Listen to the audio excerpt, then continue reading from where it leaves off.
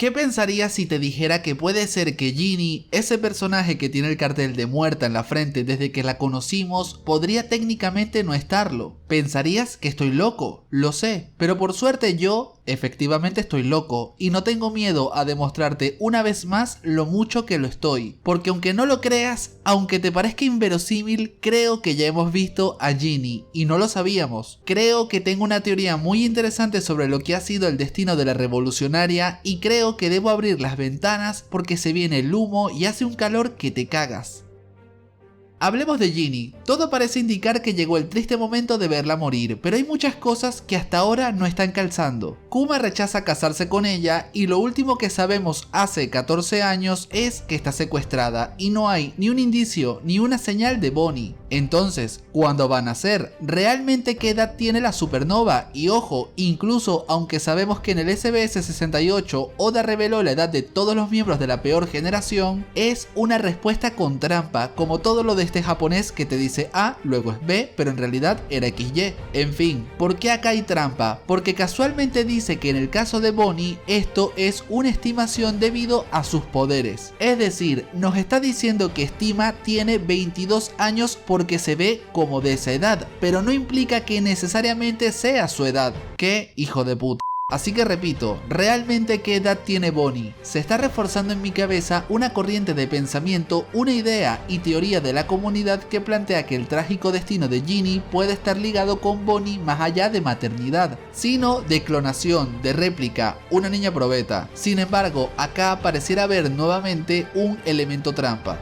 El primero es que la versión niña de Bonnie no se parece a Ginny como para pensar que es un clon perfecto, y lo segundo es que por alguna razón la supernova tiene vínculos con la viuda de Sorbet, ya que en Marilloa vimos cómo esta se transformó en ella de forma efectiva, pero entonces, ¿qué está pasando acá? ¿Cómo entra el secuestro de Ginny en todo esto? ¿Cómo hilamos todo lo que sucede? ¿Y cuándo coño se me acabó el café? Bueno, vamos por partes, ya que todo este primer punto es bastante denso y fumado, e intentaré explicar de la forma más efectiva posible lo que pienso. Y sí, iré por un poco más de café.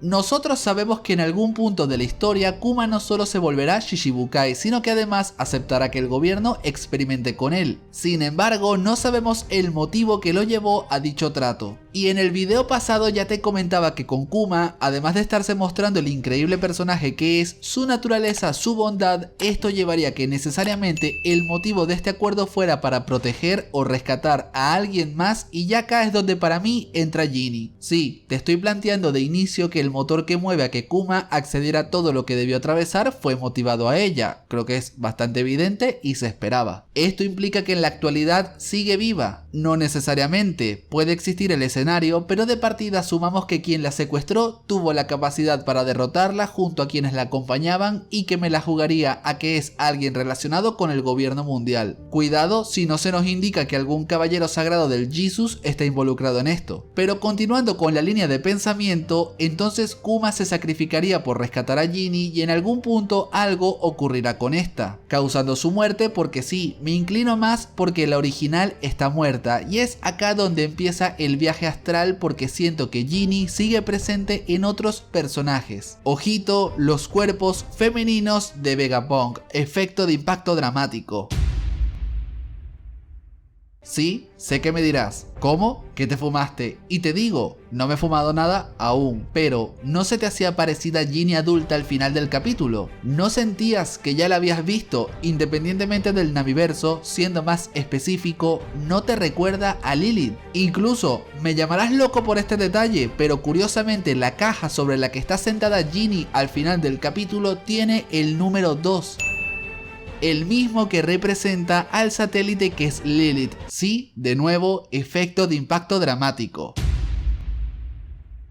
Casualidad, quizás, pero sereno moreno, sigamos. De alguna forma, quizás por los propios recuerdos de Kuma a los que tuvo acceso Vegapunk, replicó en estos cuerpos facetas de Ginny, y es que ya teorizábamos mucho sobre el curioso parecido que tenía Atlas con la versión infantil de esta. Pero ahora si le quitamos los mechones alargados de su cabello, es exactamente igual a Lilith, e incluso detalles como las pecas y las gafas sobre el pelo y los dos mechones de cabello sí estarían presentes en otro personaje que curiosamente es una glotona. Representa las necesidades básicas como comer, York, pero vamos más allá. En este capítulo ya se plantea a Ginny como una vara, aun cuando nosotros sabemos que el motivo real es debido al dolor por el que atraviesa Kuma. Es un detalle curioso y que está presente, vinculable con la maldad, lo que es Lilith, el tema del dinero y presupuesto, algo que de hecho ella asoma en su primer encuentro con los Mugiwara. Pero es que además, como te comentaba, York representa las funciones básicas como la de comer al nivel de ser una glotona, y Atlas es la representación de la violencia y podríamos decir que tiene un cierto sentido de la justicia al proteger la isla, esa parte de Ginny presente y que vemos incluso en su motivación de ser revolucionaria. Entonces, más allá de elementos comunes por el dibujo de Oda por el Namiverso, si detallamos bien los cuerpos femeninos de Vegapunk, todos parecen tener una relación y similitud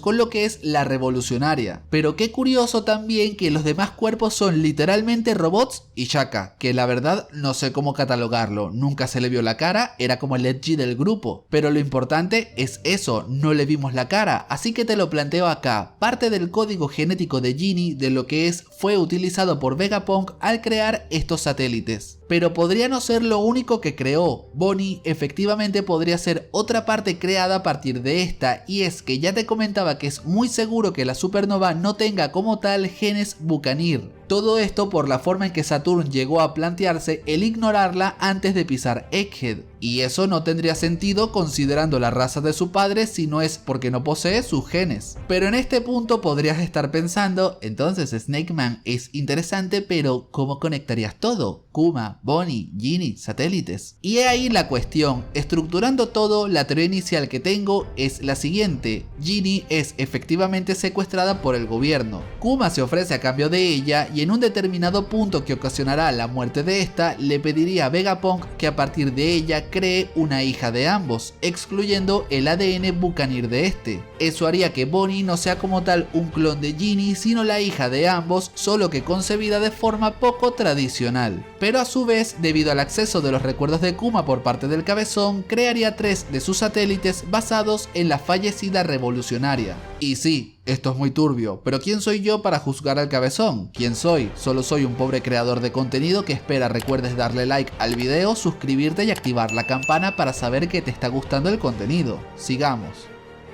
Si estás atenta o atento, habrás notado que con todo esto también te planteo que Bonnie efectivamente podría ser más una niña de máximo entre 10 y 13 años que nos ha estado engañando por su fruta. Pero nuevamente hay cosas acá que no me calzan del todo, como su forma de expresarse, que si bien no te digo que sea Einstein, las formas de Bonnie no parecen necesariamente las de una niña. En caso de ser un experimento, podría haber sido creada con algo más de edad. Me parece además muy curioso que una de las pocas imágenes claras que tenemos de la infancia de ella es con Kuma usando la bata del laboratorio de Vegapunk, así que la forma tradicional de nacer de ella la veo cada vez más descartable. Vamos a ir desarrollando todas estas ideas porque al final conectaré todo.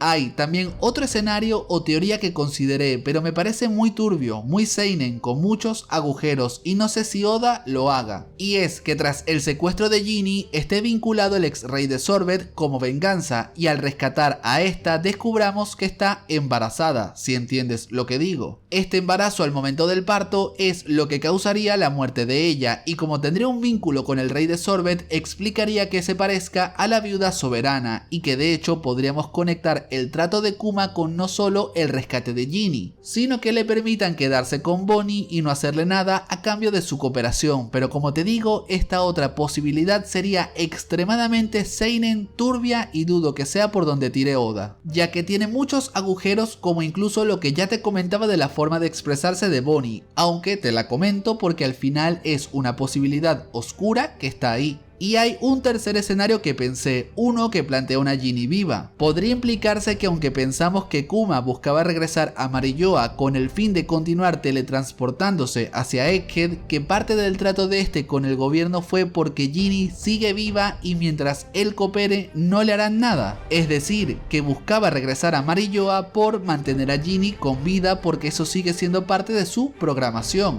Mira, sinceramente lo llegué a considerar, pero seriamente no no me gustaría y tiene ese hueco que te comento de porque entonces se teletransporta al llegar a la cima de la Red Line si su objetivo es cooperar. Nuevamente te lo planteo por si llegaste a pensarlo, pero a mí no me convence del todo. Está ahí, pero de partida, repito, sí, creo que Ginny morirá. Y ahora vamos a conectar todo a modo de lo que considero yo ocurrió. Ginny ha sido secuestrada ya sea por el gobierno mundial o la marina. Me inclino más por el gobierno mundial, pero cualquiera es válido. Tras ser secuestrada y con lo ocurrido en el reino de Sorbet, más el vínculo que tiene esta con Kuma, la utilizarán para chantajearlo. Por una parte acá podría explicarse el porqué del Kuma tirano. El gobierno le podría haber puesto de condiciones para mantener viva a Ginny o devolverla. En primer lugar, devolver el control del reino de Sorbet, algo que con Kuma sería viable por lo bien visto que está. Esto haría que el ex Shichibukai acceda a lo que indique el gobierno, convirtiéndose incluso en un falso tirano. En segundo lugar, podemos ver también el acuerdo de volverse un Shichibukai, y en tercer lugar, acceder a que Vegapunk experimente con él por sus genes Buccaneer y se desarrolle el proyecto pacifista. Todo esto podría conectarse con mantener con vida a Ginny, o incluso tras su muerte que el gobierno acceda a que Kuma a través de Vegapunk decida clonarla o crear una hija de ellos sin los genes Buccaneer, a cambio de los mismos puntos que ya te planteé antes. Y en todo esto entrarían los satélites. ¿Qué sentido tienen? ¿Es acaso Vegapunk un depravado? Y la verdad, quiero creer que no lo es. Todo es muy turbio, pero no. He llegado a pensar en que más que estar basados en Ginny porque sí, pueden ser los primeros intentos fallidos de clonación por parte de Vegapunk. Crea a Atlas, Lilith y York, a quienes posteriormente usaría como satélites. Pero su existencia, su parecido con la revolucionaria, es porque son el paso inicial que dio pie luego al nacimiento de Bonnie. Pero entonces, acá hay dos cosas que podrían no cuadrarte. La primera es que cuando la supernova usa su fruta con el futuro distorsionado parece adoptar un cuerpo como Buccaneer, por lo que yo lo que creo es que más que extirpados estos genes, el gobierno no sabría que están latentes en ella. Una mentira del doctor y que realmente que hace una raya más al tigre, no sería sorpresivo. Digo, Vegapunk haciendo lo que le da la gana con los fondos del gobierno, no es que sea la primera vez que escuchamos eso. Y lo segundo, ¿dónde entra acá la viuda de Sorbet? Y he estado dándole vueltas y lo que yo creo es que realmente la viuda es Bonnie. Y calma, que no estoy tan fumado, a lo que me refiero es que si el gobierno tras un trato implanta a Kuma como rey tirano, podría ser que la Bonnie niña ya con su fruta recibiera la orden de su padre de hacerse pasar por una persona mayor que tenga falsos vínculos con el reino de Sorbet. De esa manera todo se justificaría en una gran mentira construida. En líneas generales, estas son las impresiones y teorías que tengo al respecto del destino de Ginny y lo que está pasando. A medida que tengamos más información iré puliendo. Pero tú, ¿por cuál de los dos escenarios apuestas? ¿Y por qué crees que los satélites de Vegapunk se parecen tanto a ella? ¿Es un depravado u otra cosa? Te leo en comentarios. Por otro lado, dos puntos más que nos dejó el capítulo. El primero y conciso es el dolor de Kuma. Me ha encantado no solo por el peso que añade el personaje tan increíble que está haciendo el Shichibukai, sino porque además nerfea a su fruta y refuerza el sacrificio de Zoro en Thriller Bark. Algo que muchas personas en su momento llegaron a plantearse como no tan necesario, puesto que si se lograba evitar el dolor se habría quedado siempre ahí y ya. Además que haría que Kuma esté aún más roto. Pero el hecho de que si nadie absorbe dicho dolor volverá a su fuente original es simplemente increíble. Refuerza lo que es el sacrificio y a su vez ajusta la fruta de Kuma de forma muy correcta. El simbolismo es increíble. El dolor no desaparece ya. El dolor siempre va a estar ahí, siempre va a estar presente, pero alguien debe absorberlo. Alguien debe ser capaz de asumir, de llevar con él. Me ha encantado porque representa algo más que simplemente aguantar dicho dolor. Es el significado de que no desaparece. Y finalmente se ha confirmado el Dragon Marine, una de las mayores teorías que tenía años en la comunidad. Y aunque no podremos certificar aún si también estuvo en God Valley, me parece top y que va dando forma a un gran personaje como podría ser el padre de Luffy. Al plantear el tema de la justicia inexistente en la marina, el conflicto de la moralidad del mundo, hay una serie de elementos ahí muy interesantes, pero que a su vez, sumado al tema de los recursos que plantea Dragon y todo lo que es el uso de armas e irse plantando poco a poco, cuidado con el proyecto pacifista. Sé que todo parece indicar que Kuma fue utilizado para mal por el gobierno, pero cuidado, cuidadito. Dentro de lo criticado que ha sido Vegapunk como personaje por su moralidad, he estado pensando que junto a Kuma también parte de su sacrificio fue en pro de que el cabezón pudiera desarrollar aquello que en un futuro fuera de ayuda para los revolucionarios. Y lo cual, aunque parece contradictorio por el chip de comando, si se maneja bien abre un posible Orden 66 de utilizarse correctamente, y que nos permitirá ver si el hombre más inteligente del mundo demuestra serlo, porque no tener un modo administrador es que me cuesta creerlo, tienes que ser imbécil. Cederle todo el control al gobierno cuando en teoría tú sabes cómo es el gobierno, digo, repito, eres el hombre más inteligente del mundo, todavía tengo algo de fe en ti. Pero bueno, ya me dirás en comentarios sobre todo lo que opinas. Mientras, te dejo acá el video sobre el capítulo pasado y todo lo que dejó. Del resto, que tengas un excelente día y nos vemos en el próximo video.